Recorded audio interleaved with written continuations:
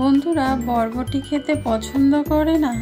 তাহলে একবার এইভাবে বানিয়ে দেখো, ছোট থেকে বড় সবাই খুব পছন্দ করে খাবে। আমার ছেলে তো বরবটি দেখলেই চেঁচায়। যখন ওকে এরকমভাবে বানিয়ে দিলাম, ও পুরো আবার বারবার করে চেয়ে খেলো। একবার অবশ্যই বানিয়ে দেখো, অসাধারণ লাগে খেতে। ভিডিওটা প্রথম থেকে লাস্ট পর্যন্ত দেখার অনুরোধ রইল।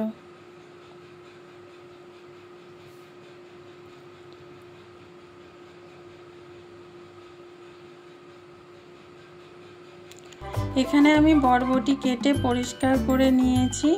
কড়াতে তেল দিয়ে দিয়েছি, সর্ষের তেল। তেলটা গরম হয়ে গেলে বরবটিগুলো দিয়ে দেবো। বরবটিগুলো একটু হালকা ভেজে নেব, যাতে বরবটির একটু হালি গন্ধটা চলে যায়। অনেকেই আছে যে বরবটি খেতে পছন্দ করে না, বাচ্চারা তো একদমই সবজি খেতে চায় না।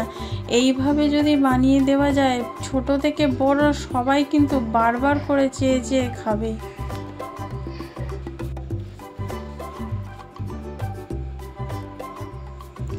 দেখো, এখানে বরবটিগুলো হালকা আমি ভেজে নিয়েছি, দেখতে পাচ্ছ। এবার এর মধ্যে দিয়ে দেবো কেটে রাখা আলু। এরকমভাবে সরু সরু করে আমি কেটে নিয়েছি, দিয়ে দিলাম। দিয়ে এবার বরবটি আর আলু একটু ভালো করে ভেজে নেব। আমি অল্প করে নুন হলুদ দিয়ে কিন্তু আলু আর বরবটিটা ভেজে নেব। এখানে দিয়ে দিচ্ছি অল্প করে একটু নুন,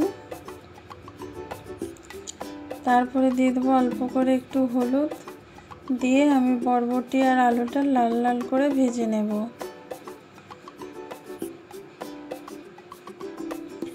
তুমি এই সবজিটা দিয়ে ভাত, রুটি, পরোটা সবই খেতে পারবে, এতটাই টেস্টি হয়। সব থেকে ভালো লাগে রুটি বা পরোটা। এটা এত সুন্দর লাগে খেতে। রুটির জন্য কি বানাবে যদি ভাবছো, তাহলে এই রেসিপিটা অবশ্যই ট্রাই করো। দেখো, এখানে বরবটি আর আলুটা ভাজা হয়ে গেছে আমার, দেখতেই পাচ্ছ। খুব সুন্দর করে ভেজে নিয়েছি। দেখো, সব সেদ্ধ হয়ে গেছে। দেখো, আলুগুলো সব সেদ্ধ হয়ে গেছে। এবার আমি নামিয়ে নেব। এবার কড়াতে অল্প করে আরও একটু সর্ষের তেল দিয়ে দিলাম। দিয়ে এতে দুটো ডিম আমি ভেজে নেব। দুটো ডিম দিয়ে দিচ্ছি আমি এইভাবে ভেঙে। এবার বিনা নুন দিয়েই কিন্তু আমি ডিমটা ভেজে নেব, কারণ পরে মশলার সাথে ডিমটা অ্যাড করলে নুন হয়ে যাবে, সেই জন্য আর আমি এখন নুনটা দিচ্ছি না। দেখো, এইভাবে নিচের দিকটা একটু হয়ে গেলে তারপরে এবার ঘুরিয়ে পারি, যেমন ডিমের ভুজিয়া করে সেরকমভাবে ঝুড়ো ঝুড়ো করে একটু আমি ভেজে নেব। এইভাবে যদি একবার বানিয়ে দাও না, ছোট থেকে বড় সবাই খুব খুশি হয়ে যাবে। সবাই বলবে এরকম রেসিপি আগে কেন বানাওনি।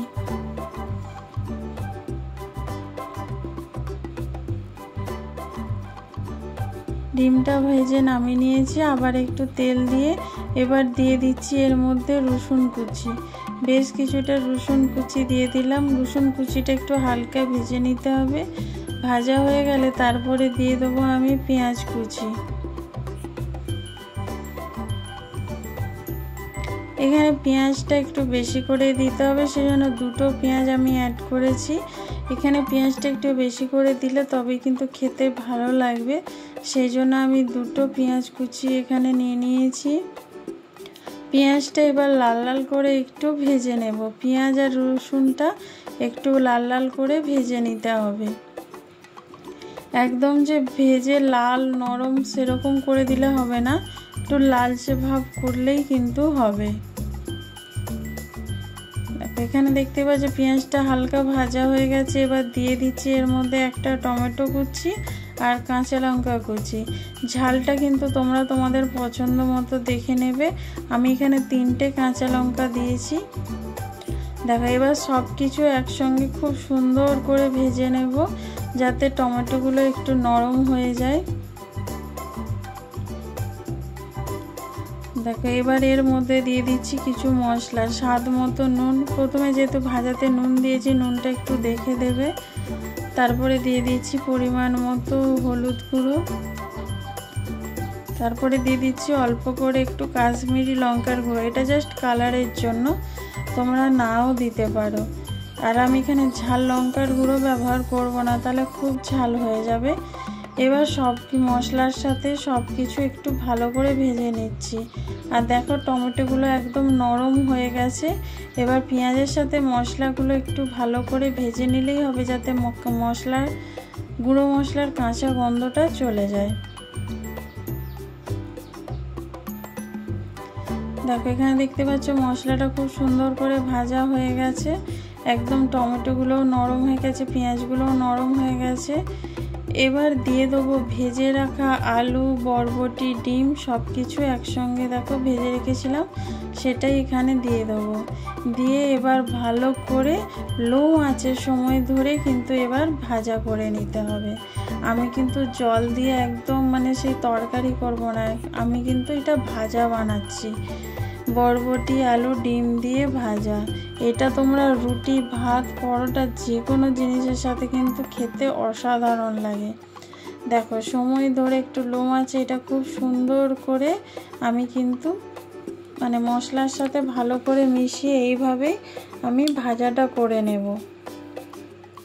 এবার একটু চাপা দিয়ে দেবো 2 মিনিটের মতন। এই চাপা দিয়ে দিলে কী হবে, খুব সুন্দর, যদি কোথাও সেদ্ধ বাকি থাকে সেদ্ধও হয়ে যাবে, আর ভাজাটা খুব সুন্দর হবে। দেখতে পাচ্ছ দেখো সাইড দিয়ে তেলটা বোঝা যাচ্ছে। এইভাবে করলে না ভাজাটা খুব সুন্দর হবে, স্বাদটাও খুব সুন্দর আসবে। দেখো সময় ধরে আমি একটু ভেজে নিচ্ছি, দেখতেই পাচ্ছ কতটা লোভনীয় হয়েছে। আর একটু ডিম দিলে, যদি খুব বাচ্চারা খুশি হয়ে খেয়ে নেয় সবজি, তাহলে ডিম দিতে তো কোনো অসুবিধে নেই। বাচ্চাদের সবজি খাওয়ানোর জন্য একটু তো মাথা খাটাতেই হবে।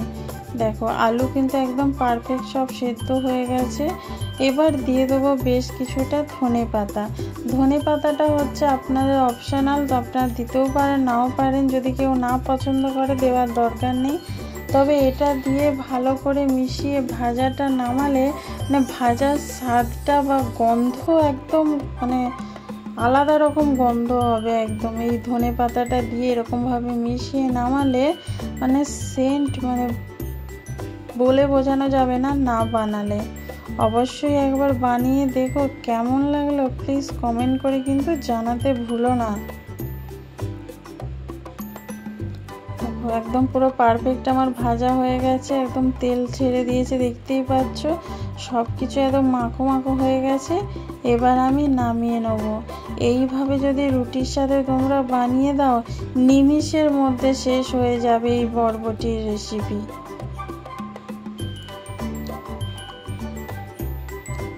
তাহলে বন্ধুরা এই ভিডিওটা কেমন লাগলো প্লিজ কমেন্ট করে কিন্তু জানাতে ভুলো না।